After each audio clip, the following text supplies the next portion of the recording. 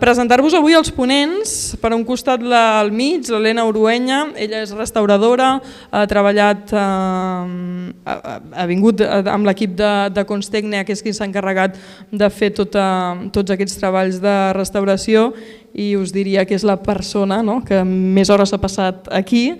Ella ha estat de principi a fi i ella us explicarà en detall tota la feina que s'ha fet. Dins d'aquest equip de Constècnia també s'ha incorporat el Josep Maria Cogul, fuster. També hi ha hagut molta feina perquè els bitxitos havien fet molta feina i bé, per fer-los entre fer-los fora, bueno no, fer-los fora no perquè ja eren fora, però restituir el que ells havien fet malbé també ha estat una feina interessant. I finalment qui obre la conferència és el Pol Vilalta, company de Casa Navàs, ell és historiador de l'art i entre d'altres és un dels responsables de l'equip de guiatge d'aquesta casa, que avui també volíem que ens acompanyés perquè abans de parlar de tota la restauració de la casa també era interessant introduir-nos en aquesta botiga i fer 5 cèntims d'aquesta història. Per tant, sense més preàmbuls us el presento. Com sempre al final obrirem torn de preguntes per si ha quedat algun dubte o voleu saber alguna cosa més. Fins ara.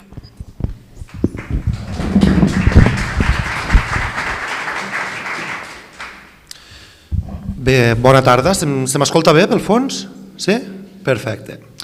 Doncs molt bé, com ha dit la Sílvia, jo soc l'encarregat una mica de la introducció d'aquesta breu introducció a la conferència abans que l'Helena i el Josep Maria exposin els seus treballs, les seves intervencions a la botiga de la Casa Navàs, però vam pensar amb la Sílvia que era molt important contextualitzar una mica l'espai i també els noms importants dels artistes que d'alguna forma van formar part d'aquest espai. Per això, primer de tot, el cicle de conferències, nosaltres el que vam fer va ser que volíem parlar, ho teníem molt clar, volíem parlar sobre arts aplicades, com tan importants són les arts aplicades, com bé sabreu, a la Casa Navàs i en el modernisme en general, però atès la gran activitat que hem dut a terme els últims mesos a la casa pel que fa a les restauracions en diferents àmbits i en diferents zones, doncs vam creure molt important que havíem de vincular aquestes arts aplicades amb els treballs de restauració que hem dut a terme, perquè si no ho fèiem aquest any segurament ja no ho podríem fer més endavant. Per això jo us vull introduir una de les persones com a material important. Aquí òbviament hi ha molts, tenim el ferro forjat, a la botiga em refereixo, però com a material que destacaria seria la fusta. I si hem de parlar de fusta a la Casa Navàs, òbviament hem de parlar d'una de les persones, d'un dels artistes més importants a la Casa Navàs, però al modernisme català en general. Estem parlant de Gaspar Omar, l'encarregat del treball amb fusta, de les marqueteries i d'altres intervencions a la casa que esmentaré de forma breu. De fet, aquí esteu veient en pantalla un retrat de Gaspar Omar, de Josep Pell. Josep Pell potser no és un nom tan conegut, per desgràcia diria jo, ja que és un dels col·laboradors que vas treballar amb Gaspar Omar, perquè estem parlant d'un Gaspar Omar que no ens hem d'imaginar mai ell treballant sol, la marqueteria, els treballs en fusta, etc., sinó que es rodejava d'un equip de professionals, un dels quals era Josep Pell, que li fa un retrat l'any 1904, i un altre dels grans col·laboradors, que també trobem intervenció a la Casa Navàs, és Joan Carreras, d'acord? Serien aquests dos grans noms, i que aprofito també per reivindicar la importància d'aquests noms, que potser, com insisteixo, no són tan coneguts com el de Gaspar Omar. Qui era Gaspar Omar? Doncs Gaspar Omar era un artista, un ebanista, d'origen mallorquí. El seu pare, Pere Omar, ja es dedicava a l'ofici, podríem considerar d'una forma més artesanal. Tot i així, en el context de l'Exposició Universal de 1888 del Parc de la Ciutadella de Barcelona, uns anys abans, el seu pare i el propi Omar decideixen mudar-se a Barcelona per, òbviament, l'ambient no efervescent i la necessitat d'artistes que tenia l'Exposició Universal per aprofitar aquesta oportunitat. I després va formar part del taller de Francesc Vidal, que aquí podríem dir que va ser la primera gran formació que va tenir Gaspar Omar com a artista. Un Francesc Vidal que va formar un taller a l'Eixample barceloní, que estava dedicat a la fusta, a l'ebanisteria, a la marqueteria, però també a altres treballs, arts aplicades, com podria ser el mosaic, el vitrall, etc. També m'agradaria destacar de Gaspar Omar la seva formació a l'Escola de Belles Arts de la Llotja, ja que allà va ser on es va formar l'artista amb el tema dels brodats i el tema de la pintura decorativa. I és important perquè, com bé sabreu, Gaspar Omar no és l'únic artista que se n'encarrega només de la fusta, sinó que també és l'autor dels brodats que tenim a la casa aplicats al mobiliari i també dels dissenys de les làmpades, cosa que implica un dibuix preparatori. Va ser el 1893 quan forma part del taller de Domènec i Muntaner, comença a ser un habitual amb l'arquitecte de la Casa Navàs, i podríem dir que els dos grans treballs que va tenir Gaspar Omar com a decorador, perquè no només era el fuster, l'ebanista, sinó que era gran decorador, va ser, per una banda, a la Casa Navàs i, per altra banda, a la Casa Lleó Morera, que va intervenir-hi de forma global, no només en disseny de mobiliari o de làmpades o de teixit, sinó que ho veia tot com una unitat coherent, aquesta famosa obra d'art total que parlem durant l'època modernista. Tota aquesta informació, jo us animo, és molt interessant, jo us animo, va haver una exposició al MNAC, al Museu Nacional d'Art de Catalunya l'any 1998, titulada Gaspar Omar, mobilista i dissenyador del modernisme, que va ser una col·laboració amb la Fundació La Caixa i comissariada per Maria Àngels Fondevila, que si us interessa molt aquesta figura és una bona referència bibliogràfica perquè pugueu aprofundir. Aquí tindríem el qui, que va ser Gaspar Omar. Ara anem al on, que és la botiga. I tot i que vosaltres, molts ja heu vingut a la casa, sou recurrents amb aquestes conferències, amb aquest cicle de conferències i molta informació ja la sabreu, m'agradaria fer un petit repàs, un breu repàs de la història de la botiga i contextualitzar una mica l'espai on ens trobem. Una botiga que s'inaugura l'any 1905, recordeu que la Casa Navàs comença el seu disseny l'any 1901, la construcció de la casa és del 1902 al 1908 i alguns treballs com vitralls, etc., s'allarguen fins al 1911. Doncs la botiga s'inaugura el 1905, d'acord, òbviament, lògicament important per l'economia familiar del senyor Navàs i la senyora Blasco que la botiga estigués ràpidament en funcionament, convertint-se al seu moment en la botiga tèxtil més important de tot el sud de Catalunya. Em preguntareu com és, amb una botiga es pot fer tanta fortuna? Doncs no, el senyor Navàs també se'n va donar compte que venent a l'engròs també podria treure rendiment econòmic, va tenir fins a relacions comercials fins a 16 províncies espanyoles diferents. Déu-n'hi-do, estem a principis del segle XX, d'acord? Déu-n'hi-do. Aquesta botiga podríem dir que la primera gran intervenció que va tenir, a part de la que comentarem avui, de la restauració, la gran intervenció que va tenir no era de restauració, sinó que era, m'agradaria dir, de reformulació, i estem parlant de l'entrada de la botiga, que als anys 40, no sabem ben bé per quin criteri, si és per un criteri que es va passar de moda o el que sigui, o de protecció, es va decidir que un jove arquitecte Francesc Mitjans fes una renovació de la porta de l'entrada de la botiga, que de fet és l'aspecte actual que té aquesta botiga. És interessant perquè dins d'aquesta intervenció de Mitjans conservem encara la intervenció original de Domènec i Muntaner, un aparador que era configurat en vitrall, així una estètica molt més modernista, que no pas ara que podríem dir que potser és una estètica més adequada als anys 40, Potser us sona aquest nom, Francesc Mitjans va ser el que després va ser el gran arquitecte, el dissenyador del Camp Nou, del Barça. Una botiga que va tancar les seves portes definitivament el gener de l'any 2018, l'any que es museïtza la casa, s'obre com per les visites a l'agost del mateix any, el 2018. I bé, fent aquest petit i breu repàs i aquesta introducció, sobretot a Gaspar Omar i a l'espai on ens trobem aquesta botiga, jo ja dono pas a l'Helena i us parlaré una miqueta de la restauració que hem dut a terme els últims mesos.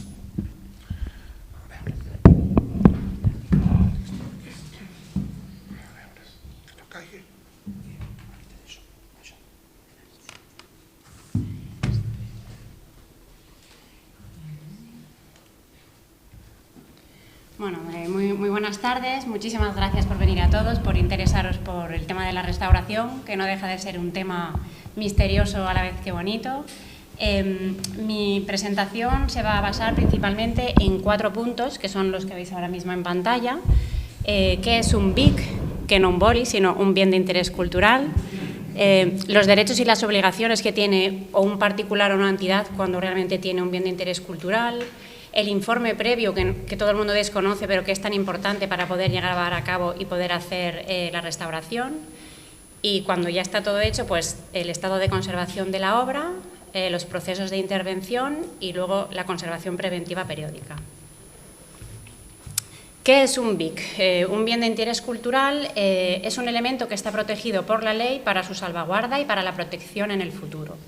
Se creó una ley específica de patrimonio en la que todos los elementos histórico-artísticos que tienen como una determinada relevancia e importancia quedan registrados y catalogados en esta ley, protegidos, y entonces dentro de esta protección tienes como diferentes niveles o tipos. El BIC sería como el que tiene una máxima, o sea, la máxima protección, y dentro de los BIC puedes tener el BECIN, que es el bien cultural de interés nacional, que eso lo guarda, o sea, el responsable es el Estado. Bien cultural de interés local, que sería pues los ayuntamientos, y luego, por ejemplo, también tendríamos el espacio de protección arqueológica. ¿Qué derechos y obligaciones tiene, en este caso, Casa Navas cuando tiene un bien de interés cultural? Pues bueno, como veis enlistado, preservar, investigar y difundir el patrimonio, se tiene que garantizar su conservación, se debe proteger, pertenezca a quien pertenezca. Luego, los bienes muebles inventariados deben estar a disposición de profesionales, historiadores o restauradores para su estudio y su revisión. Y los bienes inmuebles de titularidad privada, como sería este caso, tienen que estar abiertos al público al menos mínimo durante 4 días al mes. Y cualquier intervención que se lleve a cabo siempre se debe pedir permiso, en este caso sería la Generalitat, en donde hay una comisión de patrimonio que es la que acepta o no acepta todos los tipos de restauraciones que quieras plantear. El informe previo. Para poder llegar a una restauración necesitas plantear un informe que va muy detallado, en el que se redacta un proyecto inicial. Ese proyecto inicial en el que explicas todos los deterioros y explicas también todas las soluciones a esos deterioros, lo tienes que presentar a una comisión de patrimonio de la Generalitat. En el caso de que ellos lo lean y te den un informe favorable, entonces es cuando tú ya puedes comenzar con los procesos restaurativos. ¿Qué pasa si durante la restauración encuentras algo nuevo o diferente? En el caso de que se tenga que modificar cualquier tipo de tratamiento, entonces otra vez tienes que volver a pedir permiso para la Comisión de Patrimonio. Bueno, aquí en la fotografía podéis ver la zona roja, es la que hemos restaurado. También se ha restaurado la parte... ¿El qué? Espera, perdón, sí. Aquí, sí, perdón. La zona roja es la que hemos restaurado, equivale a lo que es la parte de la tienda, pero luego hay un pequeño pasillo que da a la trastienda en la que también hemos realizado parte de la restauración. ¿En qué consiste el informe previo? Bien, el informe previo consiste de una documentación en la que se pone un reportaje fotográfico con todas las fotografías de los deterioros, generales y de detalle. Y luego hay un informe técnico en el que tú tienes que escribir los 3 puntos principales. ¿Qué características y naturaleza tienes de los materiales integrantes en la obra? Tienes que enumerar todos los tipos de alteraciones encontradas y sobre todo las causas de las mismas. ¿Por qué? Porque si arreglas la alteración pero no arreglas la causa, vas a seguir teniendo alteraciones en el futuro. Y con todo eso redactas una propuesta de intervención, es una solución para todos los tipos de alteraciones que has encontrado. Aquí en concreto nos hemos encontrado 3 tipos de tratamiento, o sea, 3 tipos de deterioros. Los insectos xilófagos, que hemos encontrado 2 tipos, termitas, que son las que han atacado a todas las estanterías, y carcoma, que bueno, cada uno ha sido selectivo, carcoma a las mesas y termita a las estanterías. Luego, casi todas las estanterías también nos hemos encontrado que tienen muchos empapelados de mala calidad que no tenían ningún tipo de valor y que se debían eliminar. Y la parte más gruesa del proyecto era que del suelo a una altura de 1 metro, todo el perímetro de la tienda tenía humedades en los muros por filtración del terreno. El terreno es como si fuera una esponja y como los muros están formados por ladrillos, los ladrillos absorben y entonces al final lo que acaban es haciendo como si fuera escupiendo lo que son los morteros. En estas fotografías podéis ver los 3 tipos de deterioros que nos hemos encontrado. Los listones de las estanterías estaban completamente atacados por termitas. En la fotografía superior veis la calidad de los empapelados que quedaban. Y la fotografía de abajo es una parte de un muro que, pues eso, se había caído porque estaban completamente arenizados y pulverulentos. Tratamiento para los elementos lígneos, para las estanterías, pues lo primero de todo que se tiene que hacer, que es una empresa especializada, se hace un tratamiento curativo y preventivo tanto para termita como para carcoma. Son unas empresas que colocan unos venenos especiales y entonces lo que hacen es que toda la plaga de termitas se elimina. Se tiene que ir revisando periódicamente para ver que no ha quedado ningún tipo de termita en ninguna de las estanterías. Lo que nos encargamos nosotros fue que todos los elementos dañados, que sobre todo correspondían a las partes bajas de las estanterías, las tuvimos que sustituir.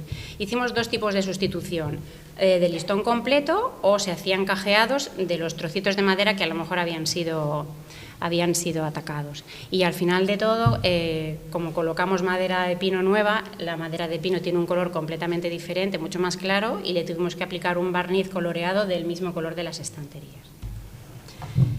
Para quien no sepa qué es una termita, las termitas también se les llaman las hormigas blancas. Características de estos animales: tienen muchísima fotofobia y entonces tienen mucha sensibilidad a la luz. ¿Qué es lo que pasa? Que no se ven. Cuando aparecen ya es cuando el ataque ya es muy grave. Lo que hacen es que ellos atacan la madera desde el interior hacia el exterior. Entonces, cuando tú ya ves una madera o una viga completamente atacada ya por fuera, eso significa que la parte de dentro está completamente acorchada. Y como consejo, si alguna vez veis en vuestras ventanas este tipo de alas, es que hay presencia de termitas. Las termitas, entre comillas, no es que sean cómodas, pero son muy prácticas y entonces, ¿qué es lo que hacen? Atacan. Hay dos tipos de maderas durante el año. Si veis los diferentes anillos, tenemos los claros y los oscuros.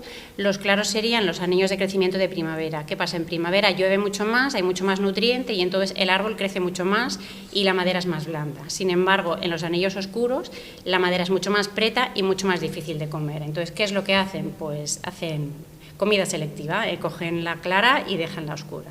He traído aquí en una bandeja para que veáis unos listones que están atacados por termitas para que podáis ver cómo realmente funciona, cómo comen las termitas.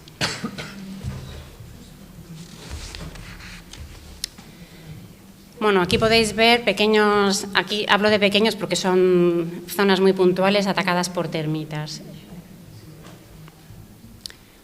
Lo mismo podéis ver aquí, casi todos los listones estaban completamente comidos.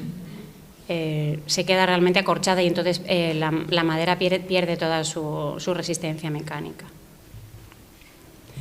En estas dos fotografías, la fotografía superior coincide también que había un bajante, entonces aparte de encontrarnos que la madera estaba completamente atacada por termitas, estaba podrida por presencia de humedad y entonces se había desmembrado completamente. Sin embargo, la fotografía de abajo podéis ver pequeñas alteraciones derivadas del ataque por las termitas.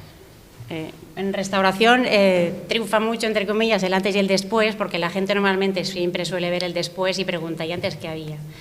Pues esto es lo que nosotros nos encontramos. Toda la parte de abajo de las estanterías estaban completamente podridas y con mucha runa, porque había mucha cantidad de mortero perdida, y entonces aquí lo que hicimos en la fotografía inferior, colocar los listones y como podéis ver son del mismo color porque los reintegramos cromáticamente del mismo color que las estanterías. En esta fotografía exactamente lo mismo. Josep María colocó los listones traseros y luego en la parte de abajo los reintegramos cromáticamente con un barniz coloreado. Aquí exactamente igual. Casi todo el ataque por termitas se reducía sobre todo a la parte de abajo de los zócalos de las estanterías. Aquí exactamente igual. Podéis ver todo el tratamiento de la madera nueva y luego la reintegración. No solo reintegramos cromáticamente maderas nuevas, sino que por el uso, por el desgaste, había muchas zonas en las que se había perdido el barniz. En las fotografías superiores, sobre todo derecha e izquierda, Si podéis ver en las estanterías, en los listones verticales, hay en la parte de abajo como unos enganches metálicos. Esos enganches metálicos lo utilizaban la gente de la tienda para colocar el metro de madera, que sabéis que antes se utilizaba para medir las telas. Claro, de tanto colocar, el barniz se desgastó. Nosotros lo que hicimos fue con pinceles pequeñitos poder reintegrar cromáticamente solo las zonas puntuales donde se habían perdido. Lo mismo ocurre en la parte de abajo de los zócalos. ¿Qué pasa? Que el dependiente no llega a la estantería de arriba. ¿Qué tienen que hacer? Pues muy fácil. No tengo estantería, pero tengo el zócalo. Entonces piso, desgasto y nos toca reintegrarlo a nosotros. Esta parte corresponde al pasillo que va entre la tienda y la trastienda. También se tuvo que sustituir todo y en la parte de abajo, en la fotografía de abajo, podéis observar el tratamiento a la mitad entre aplicación de barniz coloreado y la madera tal y como la colocó Josep María. El tratamiento de los empapelados de las estanterías, que es el segundo deterioro. Hicimos 3 tipos de tratamientos. Lo primero que hicimos fue eliminar mecánicamente los empapelados. Se podía hacer tanto arrancando en seco como en húmedo, porque había muchas zonas que no se podían eliminar. Tuvimos que eliminar mecánicamente las colas vegetales y los engrudos y luego tuvimos que reintegrar toda la parte pictórica, toda la parte de los barnices que se habían desgastado por culpa de estos engrudos. Cuando la gente nos pregunta que por qué normalmente se colocan los papeles, pues en la fotografía de abajo lo podéis ver perfectamente. Coloco papel para que no se vea agujero, entonces es como si no hubiera pasado nada. Y en la de arriba también lo mismo, cuando quitamos ese papel toda la estantería estaba completamente llena de rayujos. Aquí podéis observar las fotografías del antes y del después del tratamiento de eliminación de empapelados. Aquí, si os podéis fijar, aparte de tenerlo en la estantería, también lo teníamos en la pared. Esto ocurre sobre todo en la parte de arriba de todas las estanterías. Casi todos los empapelados que ocupaban paredes estaban sobre todo localizados en el piso de arriba. Podéis ver que bueno, no tiene calidad, no tiene ningún tipo de motivo decorativo y no merecía la pena guardarlos. En la fotografía de arriba podéis observar la madera todavía está mojada porque necesitábamos la ayuda de esponjas y agua templada para poder eliminar las colas vegetales. Y bueno, esto que podéis ver son fotografías de detalle de un engrudo. Los engrudos, que seguramente todos conoceréis, es una mezcla de agua con harina que antes se utilizaban muchísimo para poder pegar cartelería, era lo que más se utilizaba. Y bueno, como anécdota, cuando nosotros entramos, una de las cosas primeras que empezamos a hacer fue empezar a quitar empapelados y empezamos por la parte de la entrada y fuimos rapidísimo. El problema es que un día Silvia, la directora, nos dice: «Qué rápido vais, ¿no? Si es que nosotros hemos intentado hacer unas pruebas pero no se nos va».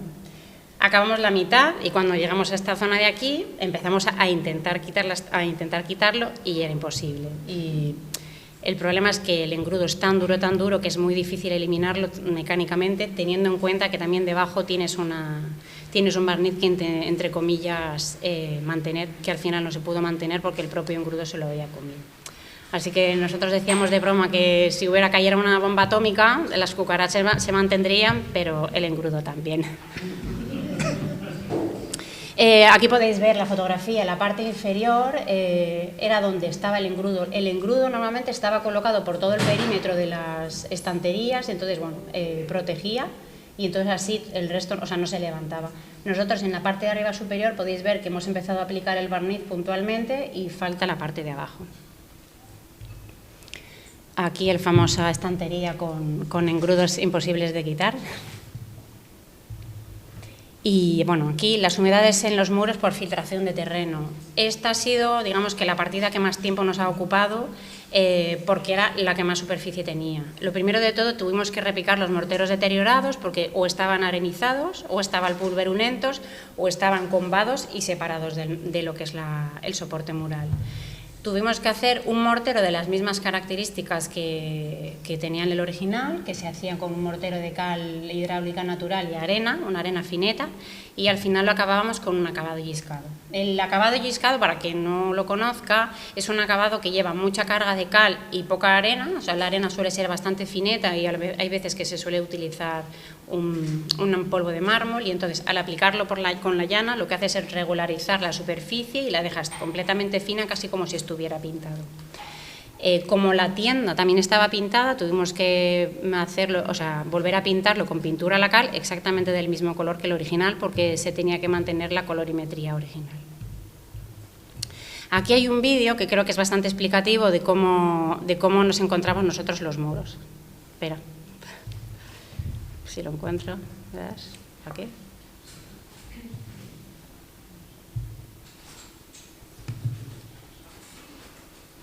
¿Sí?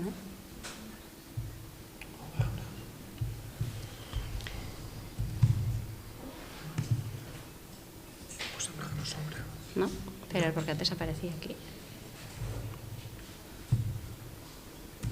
No, pues no hay suerte. Bueno, las estanterías no se pudieron mover de sitio. Este es mi compañero Manel. ¿Y qué pasó? Que bueno, el trabajo de restaurador es muy bonito, pero igual que es bonito, siempre son posturas complicadísimas. Así que nos hemos pegado realmente 2 meses metidos completamente en las estanterías y haciendo posturas 1000 para poder llegar, teniendo que proteger todas las estanterías con papeles, con cinta para no mancharlas y respetar el original. Así que este es Manel sufriendo posturalmente. Bueno, aquí os planteo varias fotografías, el antes y el después de las estanterías.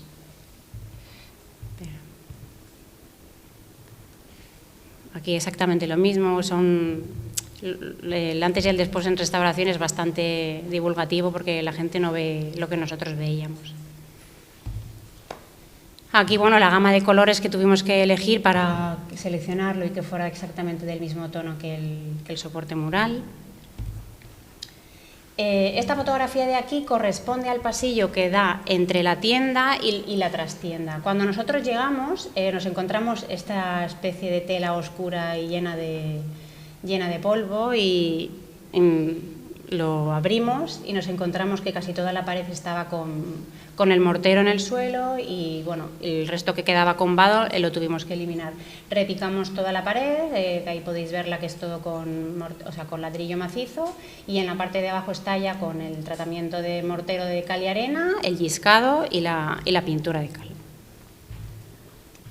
Otra de las zonas en las que tuvimos bastante problema fue en las bajantes de agua. Las bajantes de agua que hay en la actualidad son de PVC, pero las originales tenían muchas roturas y había muchas fugas de agua. Entonces, cada vez que encontrábamos un bajante, toda la zona de alrededor es la que peor se encontraba. Y aquí, bueno, la fotografía lo dice exactamente cómo nos lo encontramos. Esta parte de aquí corresponde a donde está el extintor, esa es la bajante, la que peor estaba, y la propiedad nos contó que cuando todavía estaba la bajante original y llovía mucho, el agua pasaba por debajo de las estanterías y llegaba hasta la mitad de lo que es la tienda.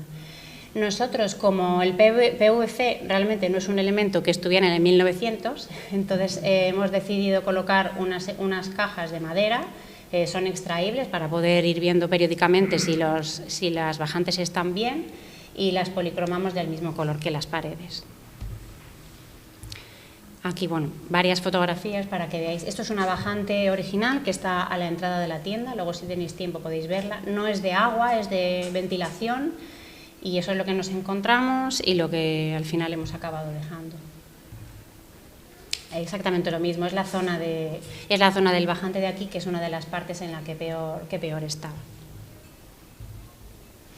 Y bueno, casi para acabar, la conservación preventiva periódica. Cuando todo el mundo habla de restauración, se piensa en que se hace la restauración y ya está. Y actualmente es muy importante hacer una conservación preventiva para evitar una restauración. ¿En qué consiste? Pues acabas la restauración y entonces planteas 1 o 2 revisiones anuales en las que miras si todos los elementos o todos los materiales que has puesto están bien, están estables y si han surgido nuevos deterioros. En el caso de que surjan nuevos deterioros, por ejemplo, si haces una revisión, o 2 revisiones al año, lo que tienes que hacer en ese periodo de tiempo es arreglarlo para que no vaya a más y no te encuentres la tienda como estaba antes. Que no hay ningún tipo de deterioro, entonces pues lo que puedes hacer es espaciar en el tiempo este tipo de revisiones. Y a partir de ahora os voy a poner fotografías de los muros generales, de lo que nosotros nos encontramos y de lo que hemos dejado.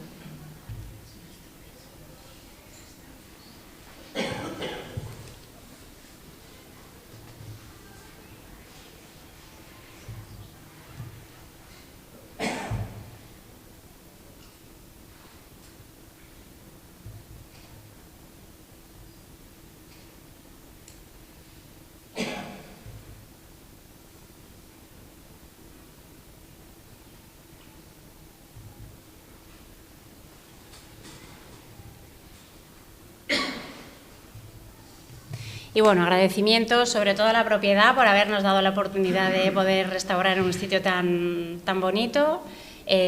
A los trabajadores de Casanavas porque han tenido una paciencia tremenda con la cantidad de polvo, ruido que hemos hecho. Y bueno, a mis compañeros que no están aquí, a Julián, a Manel y a Ismael, porque sin ellos ni hubiéramos cumplido tiempos, ni hubiera sido posible hacerlo todo. Y ahora ya doy paso a Josep María, que es el artista de la madera. Muchas gracias.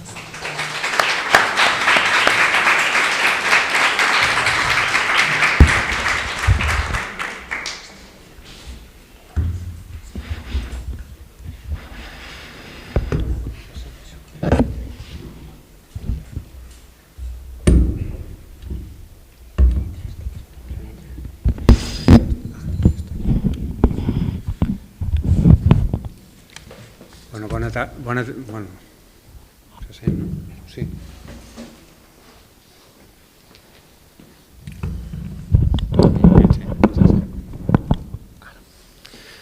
Bueno, bona tarda a tothom. Soc el Josep Maria Cogul, faig de fuster, tinc una fusteria a la Selva del Camp, l'empresa es diu Fusteria Cogul, i és una empresa familiar, centenària, creada el 1896, i actualment qui gestiona l'empresa és la quarta generació, que sóc jo. M'agradaria començar l'acte d'una manera que potser no agrada massa. És que necessito un voluntari, i quan parles de voluntari tothom s'amaga, però no patiu perquè ja el tinc buscat, el voluntari. Després, el voluntari que he buscat és el Gerard Prats,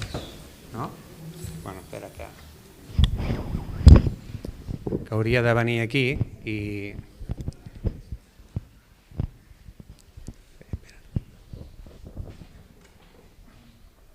Mira, aquí tenim una capsa, aquesta capsa serveix per protegir, vull dir, com que això és un bé d'interès cultural protegit, doncs jo he fet servir aquesta capsa i seria qüestió que el Gerard intentés obrir la capsa i a veure què hi ha dintre, no pateixis que no explota ni res.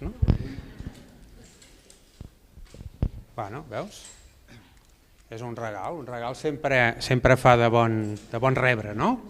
Després, home, el podria obrir aquest regal, sí, pots obrir-lo, perquè sí que és important és que sense això aquesta botiga quasi bé no existiria, no? Imagineu-se lo important que és. Espera, Gerard, espera't. Podríeu saber o podríeu dir què hi pot haver aquí? Algú podria dir a veure què és el que podríem tenir dintre d'aquest paquetet? Com? Fusta. Bueno, per exemple, una possibilitat. Algú més pot dir alguna altra cosa? Roba. Podria ser. Una cinta mètrica. Pensa que sense això quasi bé aquesta botiga no existiria.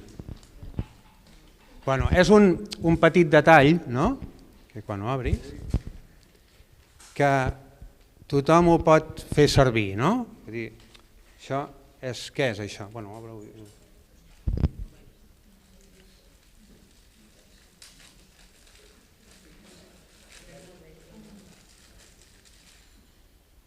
En principi és una fusta, vull dir que aquesta senyora ho ha encertat, és una fusta de pi, com el que veiem aquí, com les estanteries. Per tant, això ho repartirem a cada un podrà tenir una mostra de la fusta de la Casa Navàs. No és de la Casa Navàs, però és el tipus de fusta que s'ha utilitzat per fer aquesta feina. Això ho podeu repartir, una a cada un. Aquí, Gerard, acaba la teva actuació. Gràcies.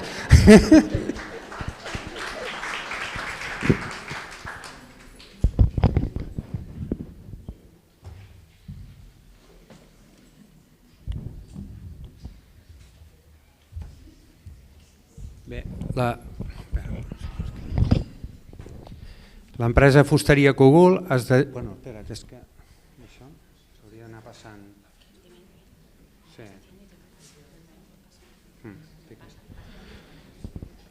Ens dediquem a la construcció de mobles a mida, tancaments interiors, exteriors, creació d'elements decoratius de tota mena, restauracions de mobiliari i peces de fusta. Hem realitzat diferents obres prou significatives, com ara l'altar de l'església de Sant Joan de Reus, la caixa de l'orgue de la Selva del Camp, la restauració de la coberta de l'entrada de Sant Bernat a Santes Creus, la restauració dels tancaments exteriors del Gelet Fort de Salou, entre moltes altres coses.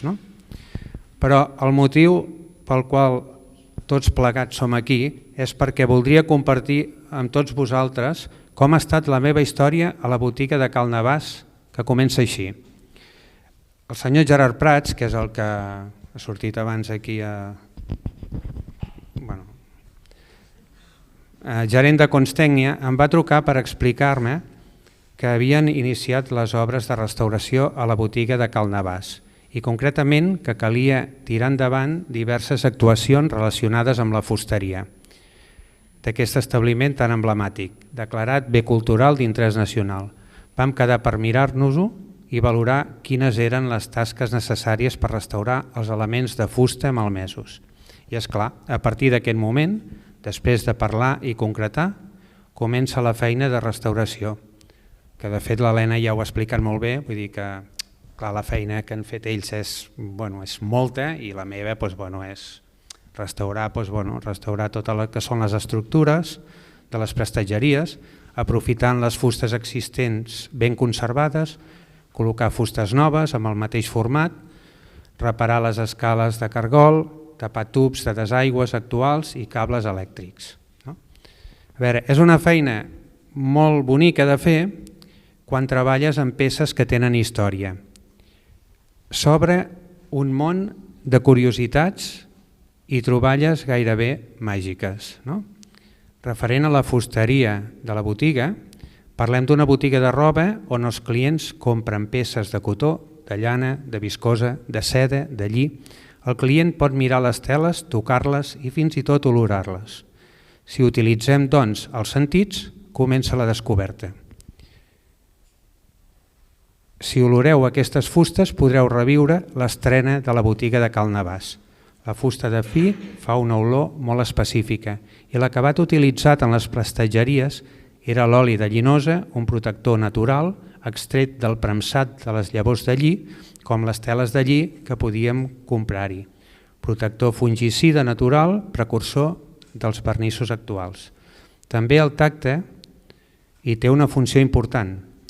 Quan un objecte és agradable al tacte, fi, suau, ens genera una sensació especial.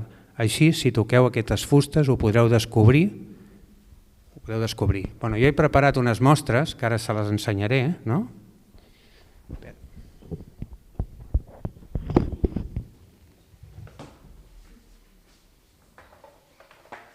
Aquestes mostres, no sé si s'encén, les anirem passant i les podeu olorar, les podeu tocar, i després en parlarem a veure com ha anat l'experiment.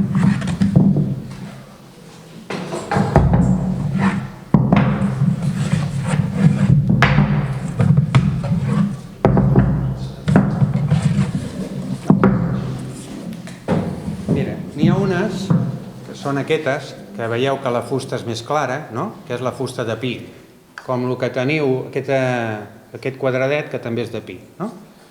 Després, n'hi ha unes altres que estan tractades amb oli de llinosa, que són aquestes d'aquí, i n'hi ha unes altres que estan tractades amb oli de llinosa però que tenen un colorant natural. Després aquí el que es tracta és que les passem, les podeu tocar, les podeu olorar, i una mica les que estan així, que són tractades amb oli, és una mica l'olor que podia fer la botiga quan es va estrenar. Després, potser la millor, clar, tampoc ens ho dirà ningú si era realment aquesta olor o no, però aquestes prestatgeries ho estan pintades amb això, per tant ho podeu anar passant.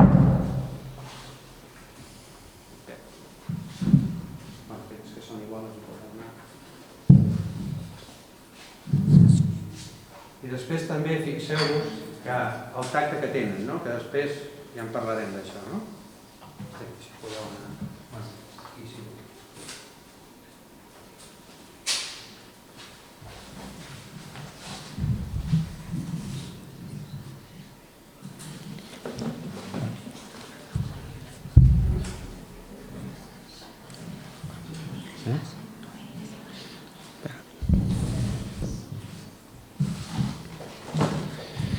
Com tots sabem, el modernisme volia introduir un pensament diferent i en aquest sentit, de la vista, que detectem el protagonisme de la natura, cosa que s'aconseguia utilitzant elements corbats asimètrics.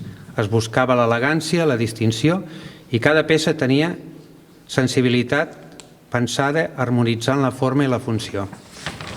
Després aquí bueno, no, deixo aquí. Mira, aquí el que hi ha és que d'aquestes peces que, bueno, ara quan arribi al final ho podem acabar de... Bueno, aquestes peces tenen diferents formes, no? Que després aquestes formes, ara quan arribi al final ho podem acabar de parlar.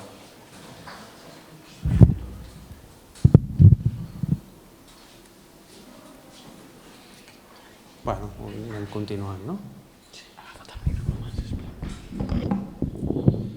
Mira, hi ha dues peces que tomben per aquí, que tenen el color natural, no?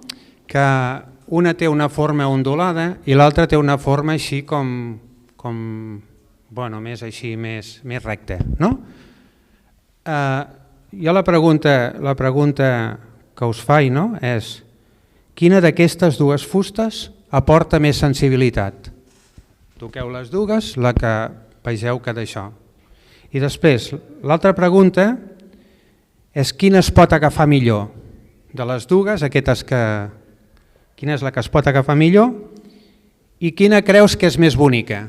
Són tres preguntes simples, no? Que tothom les sap respondre, però que a partir d'aquí també anirem veient una sèrie de coses, no?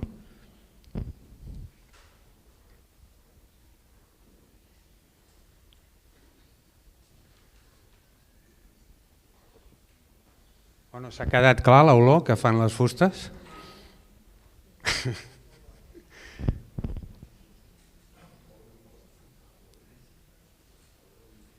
Bueno, de la gent que ja les ha tocat, per exemple d'aquí al davant, quina creieu que és més agradable al tacte de les dues? La corbada? Tothom hi està d'acord amb la corbada? I per què la recta no és tan... No s'agafa bé, no? Vale. Pues això també és important perquè dintre del modernisme també hi havia una sèrie de funció que feia, en aquest cas, per exemple, aquesta botiga. Imagineu-se aquí, tota la gent treballant aquí, no? I que, per exemple, hi ha un client aquí, com seria si tots els cantos de tota la botiga fossin un canto viu, no? Per tant, clar, si tu jo què sé, funciones per dalt les passeres, no? Pues és molt més còmode que totes les coses siguin arrodonides, no? I això és una característica del modernisme, no? Després... I després una altra pregunta que és, sabeu què és una motllura? Una motllura? Pot algú respondre què és una motllura? Un adorno sobreposat, no? I que pot tenir diferents formes curvilínies, rectes, no? I que normalment té una posició lineal, no? Aquí veieu algunes motllures, aquí, en aquest espai que esteu?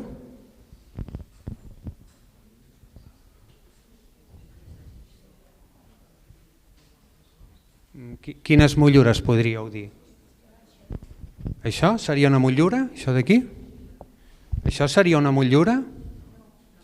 No? Veieu alguna més de motllura? Espera, pots anar passant, no?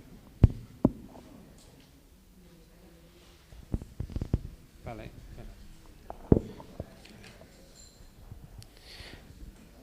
Mira, podem veure el motllurat frontal de les prestatgeries, de les fustes de les baranes passeres, els mostradors, les portes vidrieres que hi ha aquí a la part superior.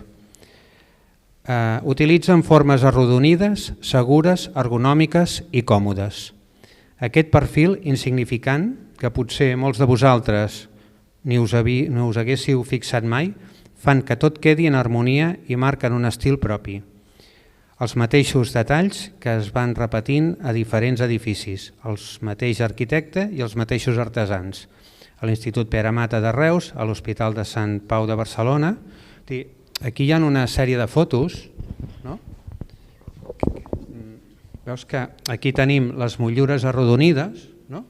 Després si passes una altra, veus, això és l'Institut Pere Mata, i veus, per exemple, aquí també té les mateixes motllures arrodonides, aquesta porta d'aquí també té les motllures arrodonides, aquesta d'aquí també, no? Clar, això amb diferents espais representa que es van repetint les mateixes motllures, no? Després hi ha una altra foto, també, que és l'Hospital de Sant Pau, que aquesta porta, veus, aquí potser es veu una mica, també té les motllures, no? Arrodonides. Per tant, aquest element és un element que els artesans repetien molt, no? Després també hi ha un altre... Bueno, a veure si passes l'altre. Bueno, sí. Mira, això és un mobiliari que hi ha a l'Institut Pere Mata, no? I veus que el dibuix aquest que hi ha aquí és molt semblant amb aquest d'aquí. No és ben bé igual, però és molt semblant, no?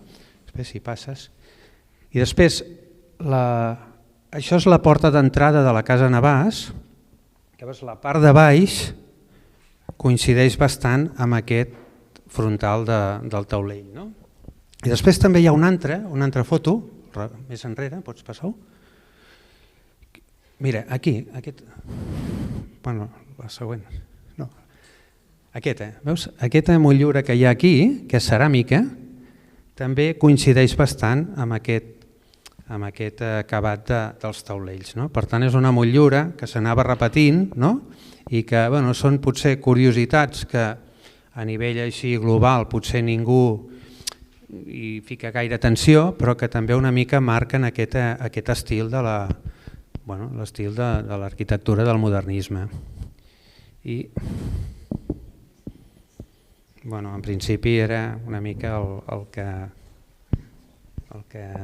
hi havia previst dir. Gràcies per tot i bueno.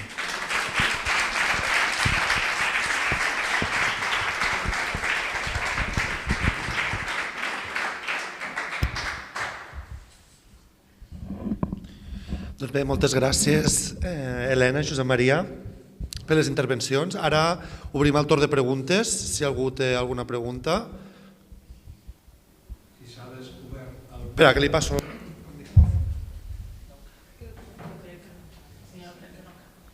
Però hi ha una altra cosa que...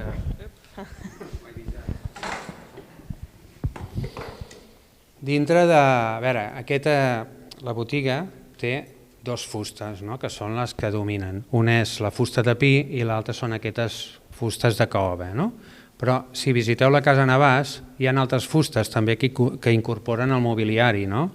Que són mobiliari que tenen marqueteria i que després també hi ha una sèrie de mostres que les podeu agafar, no?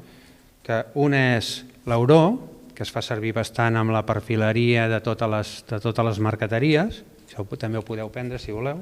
Després hi ha el banús, que és l'ébano, que també és una fusta que també s'utilitzava.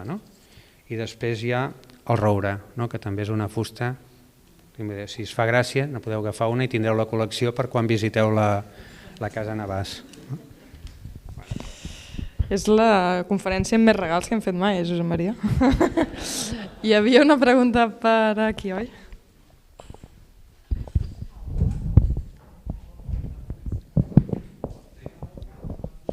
Sí, bona tarda.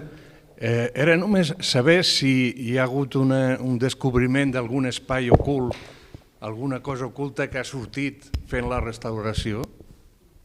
Es el gran sueño de todos los restauradores. Es así. Llevo 20 años trabajando y en los 20 años he encontrado pequeñas cápsulas del tiempo escritas hace 20 años, pero aquí no ha habido suerte. No, algún grafiti o algo. Sí, bueno, cuando comenzamos la restauración, una de las cosas en las que estaba preocupada la propiedad es que todo lo que sean pegatinas, etiquetas e inscripciones, todas se han mantenido. Entonces, luego si dais una vuelta, todas las pequeñitas etiquetas, en las esquinas de las columnas también, fulanita ha trabajado aquí, el teléfono con el, ¿no? Ponían antes 9, 7, pues todo eso lo hemos encontrado. Y todo esto no se ha tapado, lo que pasa es que tienes que tener ojo, nosotros lo sabemos, tienes que estar ahí atento. Alguna altra pregunta, curiositat? Hola, bona tarda. Felicitar a tota la taula a l'exposició que heu fet, entusiasmant, i a més ens obre un camí d'exploració. En fi, jo volia preguntar-li al fuster d'on ve la fusta, quina procedència té, de quin, si és nacional o és de... No, això és una fusta tropical, no? Després, a veure, té diferents procedències, no? Per exemple, del Brasil també és una procedència, però aquestes fustes eren fustes que s'importaven.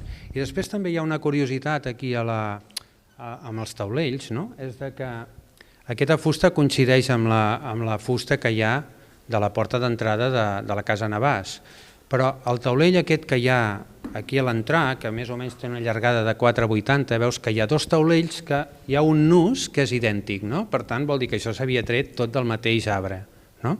Després són coses d'aquelles que clar, a veure, també aquestes fustes es podien importar perquè clar, la gent, la burgesia que hi havia tenia poder suficient com per poder fer arribar fustes tropicals aquí, no?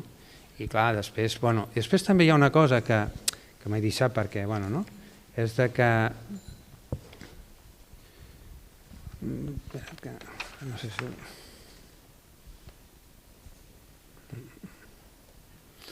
Clar, he ficat una comparativa una mica així, que potser la millor sembla...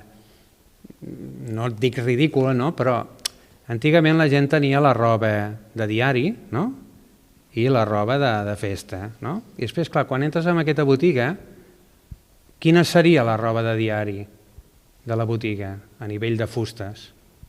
I quina seria la roba de festa? Perquè, clar, les fustes estan catalogades en funció també de la qualitat, no? Per exemple, això és una fusta més dura, té més densitat, una fusta de pi és menys densa, i després la fusta de pi és d'aquí, no? I aquestes fustes eren d'importació. Clar, després, la roba de diari és la fusteria que tenim aquí i la roba de festa és els taulells. I la porta d'entrada d'una casa, que és la primera cosa que un veu quan arriba a una casa, la porta d'entrada és el primer que veus, no? Normalment acostuma a ser d'una fusta d'una qualitat, penso, considerable. Després, són coses d'aquelles que potser millor no ens hi fixem mai, però que no van ficar... Per què no van ficar la porta d'entrada de Cal Navàs de fusta de pi? Tenien suficient, però no. Vull dir, per què? Perquè és una fusta que està valorada d'una altra manera, perquè li dona un nivell i una distinció a la peça. I és una curiositat que penso que també està bé de comentar-ho. Cap aquí, cap aquí. Sí, però sap què passa? Que ho enregistrem i llavors se sent una resposta sense la pregunta. I a l'ébano on s'ha aplicat? L'ébano, sí. Es fa servir amb peces concretes. És una de les fustes més dures i que, a més, no flota a l'aigua. Vull dir, tu la fiques a l'aigua i aquesta fusta és tan densa, però a nivell de peces, per exemple, veus moltes imatges d'aquestes, no sé ara com diu, hi ha peces, escultures, que estan fetes amb aquest material, i després, clar, això té un valor important, perquè, clar, aquí no ho tenim, totes aquestes fustes, no sé si... Però prefereixo aquí. No, aquí a la botiga no, vull dir, aquí a la botiga les fustes que hi ha és una fusta de pi, aquestes caoves, però en principi no hi ha cap més fusta. No, jo me referia a que la Casa Navàs té una sèrie de mobiliari que té incrustacions de marqueteria, perquè amb el modernisme es va potenciar molt la marqueteria també, i hi ha aquestes fustes que a vegades potser no són totes d'aquesta classe, però hi ha incrustacions concretes.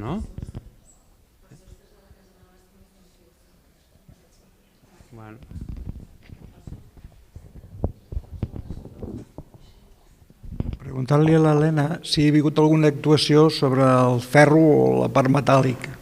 No, lo poco que hemos hecho ha sido realmente en la viga central, que es la que sí que tenía parte de óxido, pero simplemente se ha estabilizado y luego se ha dado una capa de policromía para protegerlo del futuro oxidación, ya está. Pero bueno, a nivel de humedades está ya arreglado, entonces en un principio no tiene que haber ese problema. Si hubiera, entonces es que ha habido algún tipo de humedad por los techos, pero en principio no.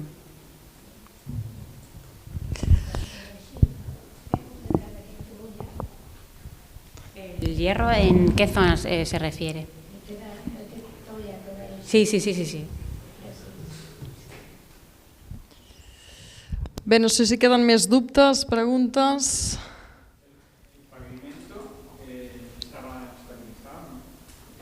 Nosotros no hemos hecho tratamiento de pavimento, o sea, lo que veis es lo que nosotros nos encontramos.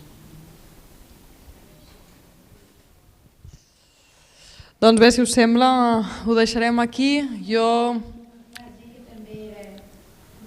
Sí, correcto, pero ahora ya no forma parte de la tienda. Sí. Bueno, la tienda era mucho más grande realmente, ¿verdad?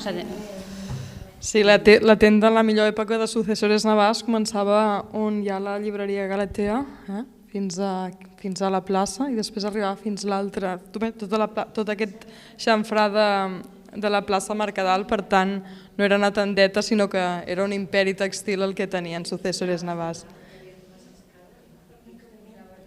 Efectivament.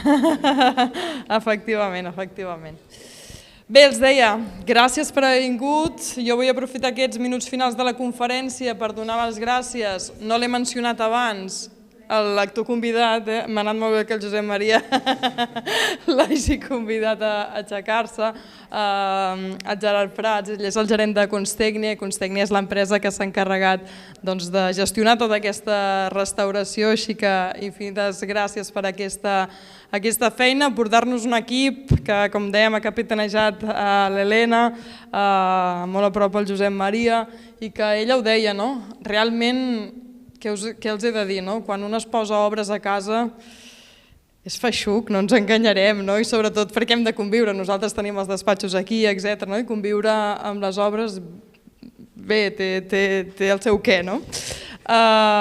Tanmateix ens ho han posat tan i tan fàcil com han pogut. Dic com han pogut perquè el soroll, la pols, això és inevitable, però dintre el que cap hem tingut una més que bona convivència. Així que infinites gràcies a Constècnia i a tots els professionals que han vingut. I també veig el Pau Jansà, que molt discret també ell, arquitecte, i el Joan Tous, que avui no ens acompanya, també arquitecte, són els nostres arquitectes de capçalera, i aquí també els hem de donar les gràcies perquè en qualsevol de les intervencions que fem a Casa Navàs el primer que fem és aixecar el telèfon i trucar al Pau i al Joan. Per tant, ells també han estat tutelant tota la feina que hem estat fent aquí, així que, com sempre, gràcies pel suport. Res més, ho deixem aquí. Com els deia, els recordo que el dijous vinent hi tornem amb una conferència vinculada amb els vitralls. El següent dijous amb una conferència meravellosa, i l'últim dijous una conferència que té a veure sobre els esgrafiats. Si no s'han apuntat, info@casanavas.cat. Gràcies i fins la propera, que vagi bé.